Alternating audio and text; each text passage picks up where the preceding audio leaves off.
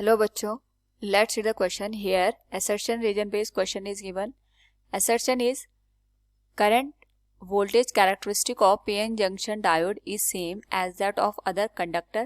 Reason is PN junction diode behaves as conductor at room temperature.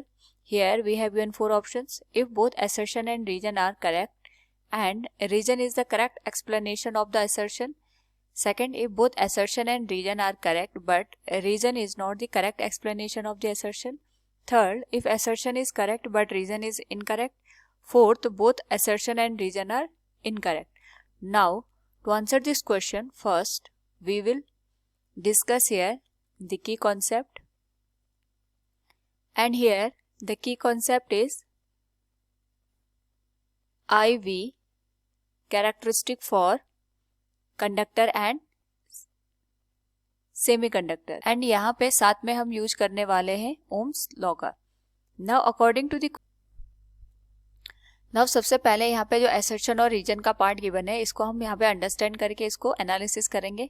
तो question में दे रखा है कि IV characteristic of PN junction diode is same as that of the other conductor. तो सबसे पहले अगर हम यहाँ पे डिफरेंट टाइप के मटेरियल्स की बात करते हैं, सपोज हमारे पास हम बात करें यहाँ पे कंडक्टर्स की, तो कंडक्टर्स हमारे पास वो मटेरियल्स होते हैं जिनके थ्रू हमारे पास जो इलेक्ट्रिसिटी होती है दैट कैन इजीली फ्लो.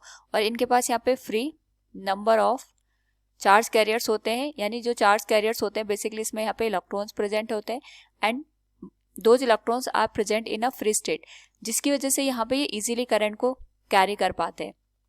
दूसरी बात, यहाँ पे अगर हम इसी को एनर्जी बैंड गैप से समझें तो जो वैलेंस बैंड होता है और जो कंडक्शन बैंड होता है इस पर्टिकुलर केस में वो यहाँ पे ओवरलैप कर जाता है in case of the conductors. तो जब भी हमारे पास जो इलेक्ट्रॉन प्रेजेंट होते हैं वो कंडक्शन बैंड में यहाँ पे ऑलरेडी प्रेजेंट होते हैं, जिस वजह से जो इलेक्ट्रिसिटी होती है that can easily flow through the conductors.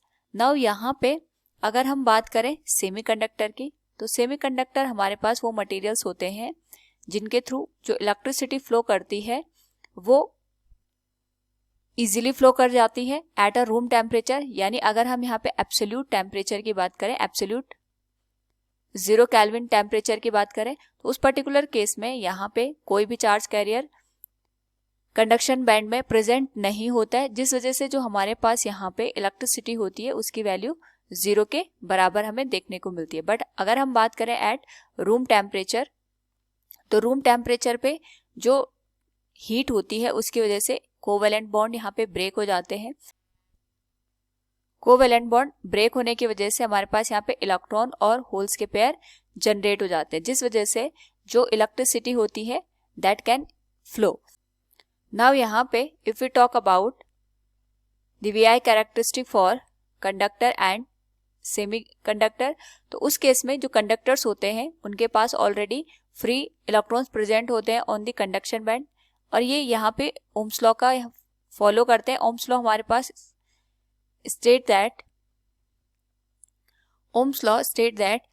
Due to the difference of the potential at the end of the terminal of any wire, electricity हमारे पास यहाँ पे फ्लो करती है एंड जितना भी हमारे पास यहाँ पे इलेक्ट्रिसिटी का अमाउंट होता है that depends upon the potential difference across the wire और द गिवन रेजिस्टेंस. यानी जितना ज्यादा डिफरेंस होता है उतना ज्यादा हमें यहाँ पे इलेक्ट्रिसिटी देखने को मिलती है. इसके करस्पॉन्डिंग अगर हम यहाँ पे वीआई कैरेक्टरिस्टिक की बात करते हैं, यहाँ पे हमारे पास करंट आ गया, हियर सोर्स द पोटेंशियल. तो जैसे जैसे हम यहाँ पे पोटेंशियल डिफरेंस इंक्रीज करते हैं हमारे पास जो करंट की वैल्यू होती है दैट ऑल्सो इंक्रीजेस. यानी इनके बीच का जो ग्राफ होता है अगर हम इसको यहाँ पे मैथमेटिकली इंडिकेट करें, V is directly proportional to I, और यहाँ पे इसी ग्राफ को अगर हम रिप्रेजेंट करें it will show the graph of a straight line. ये हमें एक स्ट्रेट लाइन शो करवाएगा, जिसका मतलब ये हो गया कि यहाँ पे जैसे जैसे हम पोटेंशियल डिफरेंस की वैल्यू को इंक्रीज करते हैं उसी के अमाउंट में हमारे पास यहाँ पे करंट भी इंक्रीज करते हैं. ये प्रोपोर्शनैलिटी का ग्राफ हमें यही इंडिकेट करता है कि यहाँ पे जो भी हमारे पास स्लोप देखने को मिलेगा that will be equal to the resistance of that particular wire और गिवन मटेरियल. नाउ यहाँ पे जो ग्राफ मिलता है that is the straight line graph. और अगर हम यही वीआई कैरेक्टरिस्टिक को अंडरस्टैंड करें फॉर द पीएन जंक्शन, तो वी नो दैट जो पीएन जंक्शन होता है it is the combination of the two semiconductor. एक होता है पी टाइप सेमीकंडक्टर और दूसरा होता है हमारे पास यहाँ पे एन टाइप सेमीकंडक्टर। तो जो पी टाइप सेमीकंडक्टर होता है उसमें होल्स मेजॉरिटी चार्ज कैरियर्स होते हैं और एन टाइप सेमीकंडक्टर्स में electrons majority charge carriers available होते हैं। जैसे हम दोनों को कंबाइन करते हैं, यहाँ पे डिफ्यूजन की प्रोसेस अकर होती है और डिफ्यूजन की प्रोसेस होने की वजह से हमारे पास जो इलेक्ट्रॉन और होल्स होते हैं इनमें हमें रिकॉम्बिनेशन की प्रोसेस देखने को मिलती है।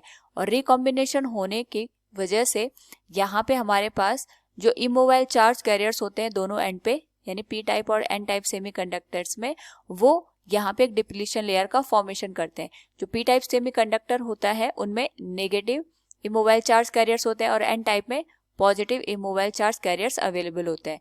तो जिस वजह से यहाँ पे डिप्लीशन लेयर का फॉर्मेशन होता है और इस डिप्लीशन लेयर में पोटेंशियल डिफरेंस जो जनरेट होता है वो फर्दर रिकॉम्बिनेशन को रोक देता है। अगर यहाँ पे फर्दर रिकॉम्बिनेशन की प्रोसेस हमें देखने को नहीं मिलेगी तो करंट के वैल्यू यहाँ पे 0 हो जाएगा।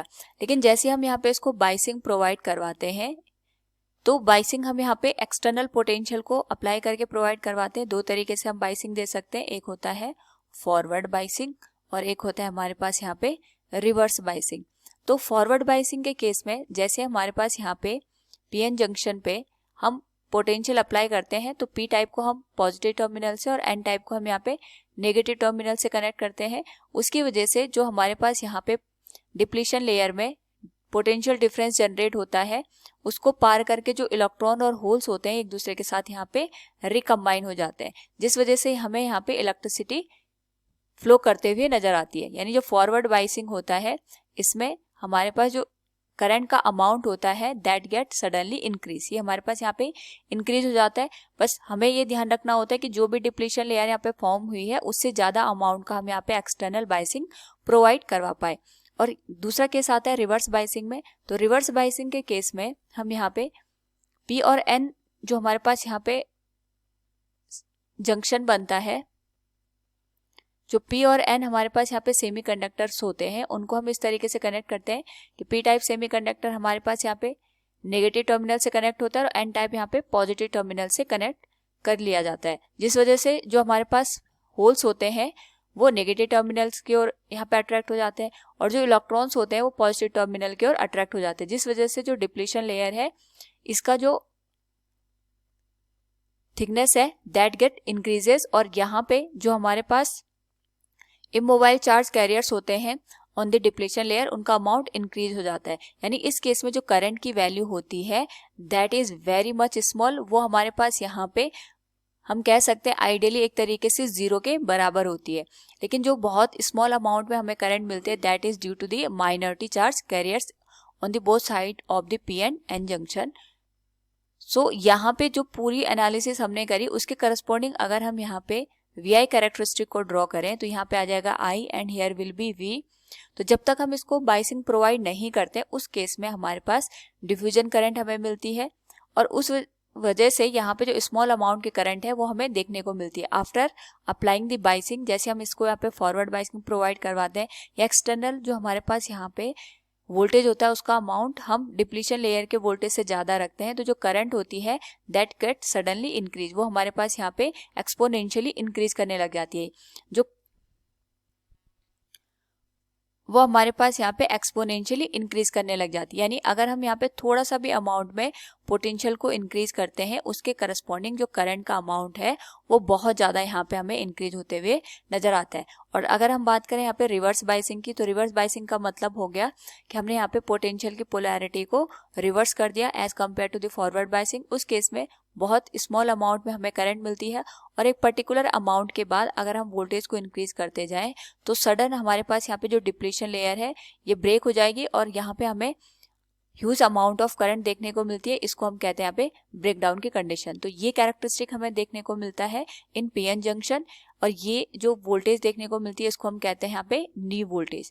नी वोल्टेज के बाद में जो करंट का अमाउंट होता है वो एक्सपोनेंशियली इंक्रीज करता है और नी वोल्टेज की वैल्यू डिपेंड करती है पीएन जंक्शन हमने कौन से मटेरियल से फॉर्म किया है। जैसे जर्मेनियम होगा तो उसके लिए 0.3 वोल्ट होता है या फिर अगर हम बात करें यहाँ पे सिलिकॉन के लिए दिस वैल्यू इज 0.7 वोल्ट।